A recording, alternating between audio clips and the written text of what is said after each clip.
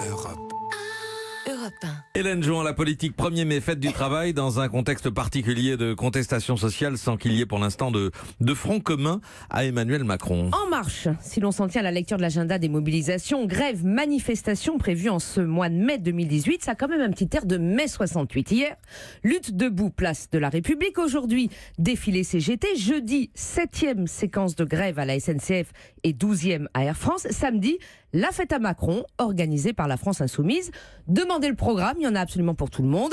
Un site grèvegénérale.fr recense d'ailleurs tous les mouvements en cours sous la bannière « Amis gréviculteurs, vous n'êtes pas seuls ». Donc c'est la fameuse convergence des luttes. Eh ben non, justement, car au-delà de l'agenda se pose la question de qui est avec qui. Et là, ça se complique, car si tout le monde est contre Macron, ils ne sont pas ensemble contre lui. Hier, Benoît Hamon a fait défection au rendez-vous de ses nouveaux amis de la gauche. La lutte debout avait des airs de chantons sous la pluie, vite fait, bien fait, mais ça ne sentait pas le grand soir. Laurent Berger de la CFDT, quoique de plus en plus critique à l'égard de la gouvernance du président, refuse de jouer la fausse unité avec la CGT.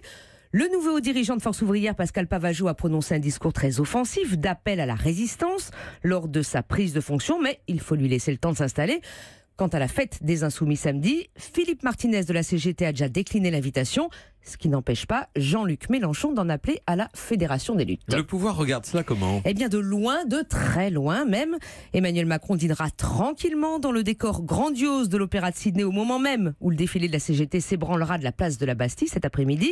Dès demain, son Premier ministre, Édouard Philippe, prendra à son tour la poudre d'escampette direction Le Cher pour 3 jours d'immersion. Ça alors, une façon de dire qu'ils ne sont pas inquiets. Leur éloignement veut souligner en tout cas leur sérénité.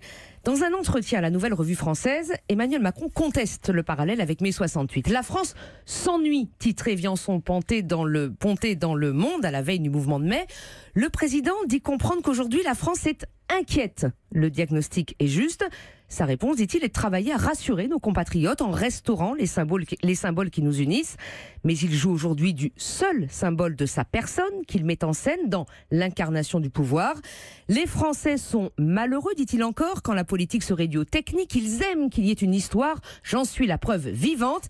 Eh bien aujourd'hui, l'histoire qu'il nous raconte à Sydney, Washington, hier ou ailleurs, eh bien c'est surtout la sienne. Il espère nous convaincre que c'est la grandeur de la nôtre. Un petit peu court comme réponse aux inquiétudes, mais tant que ça ne converge pas. Europe 1.